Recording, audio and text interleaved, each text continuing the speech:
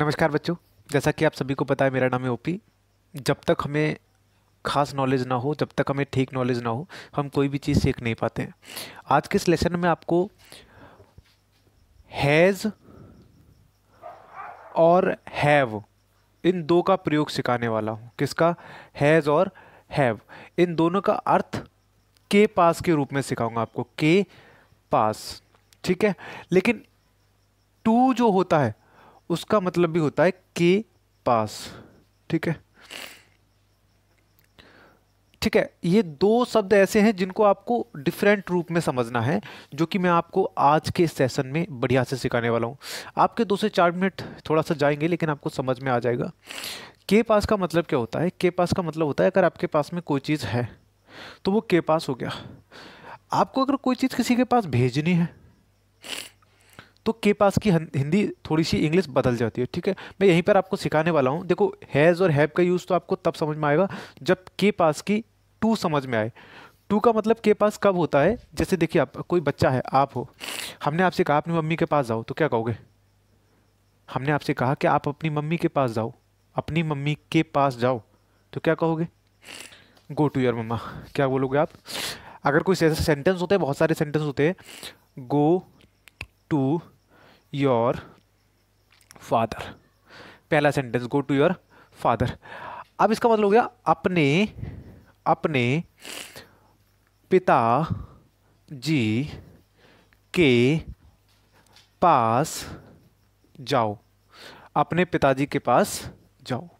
देखो बच्चों, ध्यान से ये चीज़ समझना कि अगर हम किसी को किसी के पास भेजते हैं तो टू का यूज़ करते हैं।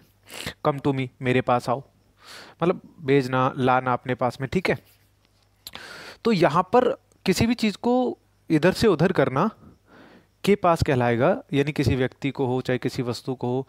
ठीक है, अब ऐसी कोई वस्तु या ऐसी कोई चीज़ जो कि के पास के लिए हमारी अपनी है, जब हैज़ हैव का यूज़ होता है, बस टू का मतलब यही होता है कि रिलेटिव्स में जो होंगे, अगर आपको किसी के पास जाना है या किसी को अपने पास बुलाना है तो टू का यूज़ करेंगे के पास के लिए, बस इतना लॉजिक है। लेकिन हैज़ और हैव, ये दोनों जो होते हैं, हैज़ और हैव, इनकी के पास हिंदी कब होती है? जब किसी भी चीज़ में हमारी ओनरशिप होती है। क्या होती है? ओनरशिप। ठीक है, ऐसा होता है कि उसमें हमारा एक अधिकार होता है। जैसे आई हैव अ पेन, जो पेन है उस पर मेरा अधिकार है के पास।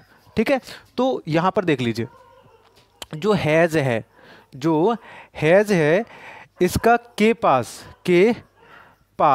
इसका के पास जो अर्थ होता है वो किस किस के साथ होता है? हैज़ का ही, सी और इट, और जो है नाउन, कोई नाउन, वो भी एक अकेला, किसी का नाम, वो भी एक अकेला, इनके साथ में हैज़ का मतलब के पास की इंग्लिश का प्रयोग किया जाएगा। देखो बच्चों, ध्यान से समझना इस चीज़ को कि जो हैज़ है, वो ये वाले जो प्रोनाउन है या कोई सिंगल नाम है किसी का, उसके लिए हम प्रयोग करते हैं।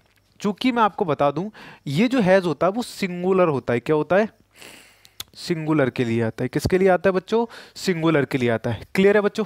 इसमें आएगा प्रेजेंट में आएगा। किस में आएगा?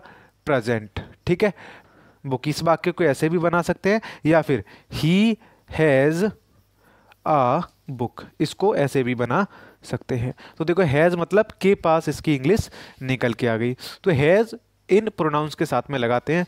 अगर किसी का नाम होता, जैसे गीता, गीता के पास एक पेन है, पेन है। ठीक है, तो इसके पास क्या लिखोगे आप? Geeta has a pen, has a pen. देखो, इसका लॉजिक समझो। हैज़ क्यों लगाया? क्योंकि गीता हमने बोला था नाउन, और वो भी एक अकेला, यहाँ गीता एक अकेला नाउन है। ठीक है, तो इसलिए हमने क्या लगाया? हैज़ का प्रयोग किया। क्लियर है ना? समझ में आ गया? चलिए अगला देख लीजिए। इसके बाद में हम नेक्स्ट जो यूज़ करते हैं वो किसका करेंगे? हैव का यूज़। किसका? हैव। हैव जो है, हैव का जो यूज़ है बच्चों, हैव का जो यूज़ है बच्चों, वो यहाँ से देखिए, आई, बी, यू और दे, और प्लस नाउन, प्लस बोले तो कॉमा लगा दीजिए यहाँ पे, नाउन। क्या आएगा? नाउन। टू प्लस कितने? दो या दो से अधिक नाउन। इसके लिए हम क्या लगाएंगे बच्चों? इसके लिए हम हैव का यूज़ करेंगे। जैसे मैं पास मेरे पास एक बैग है, बैग है, मेरे पास एक बैग है, तो I have a bag, I have a bag. ठीक है, मेरे पास एक बैग है। क्लियर है बच्चों? क्लियर है ना? यहां पर मेरे पास एक बैग है तो हैव आ गया आई के साथ। ठीक है, जैसे मीना और संजय के पास अ, एक गाड़ी है, गाड़ी है। आप गाड़ी को यहाँ चाहे बाइक लिख लीजिए। ठीक है, अ, मीना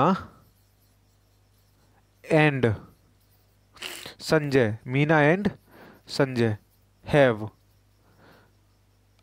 आ बाइक, गाड़ी को बाइक लिख लीजिए। ठीक है, हैव आया क्योंकि डबल नाउन है, यहाँ पे एक या एक से अधिक नाउन है, तो एक या एक से अधिक नाउन आता है तो हम हैव लगाते हैं। प्लस यहाँ पर एक कंडीशन ये भी है कि हम इन किसी भी प्रोनाउन के साथ में भी क्या लगाते हैं, हैव का यूज़ करते हैं। देखो, हैज़ और हैव प्रेजेंट में यूज़ होता है। एक बार रिवाइज कर दूं, हैज़ और हैव किस में यूज़ होता है बच्चों?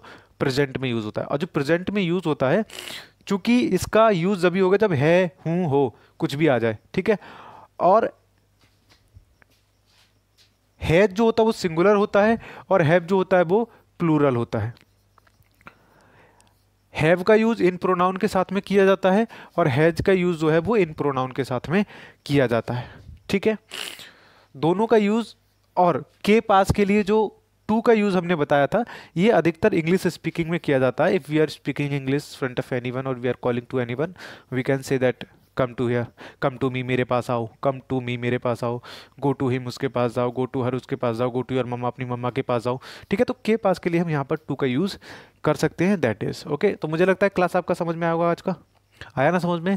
आया ना समझ में? अगर आया तो कमेंट करना मत भूलिएगा। हमारे चैनल को सब्सक्राइब कर लीजिए क्योंकि हम आपको ऐसे ही पढ़ाते रहते हैं। नमस्कार, धन्यवाद।